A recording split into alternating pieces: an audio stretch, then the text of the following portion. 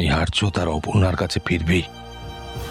অপর্ণা, তুমি বুঝতে পারছো না আমার মনের মধ্যে কি চলছে। আপনি অনেকবার বলেছেন স্যার। আমি এটা বুঝতে পারছি তোমারও মধ্যে ক্ষোভ জমা হচ্ছে, কিন্তু আমি কিছু করতে পারছি না।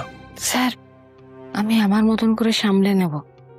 আপনার মন যেটা চায় আপনি তাই করুন। হুম, তাই করছি, কিন্তু শান্তি পাচ্ছি কোথায়?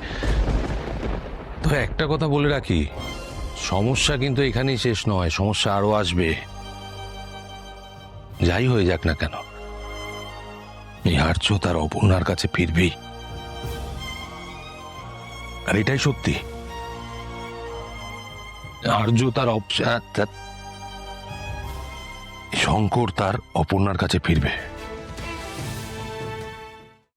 আজই ডাউনলোড করুন আর এনজয় করুন আপনার পছন্দের শো।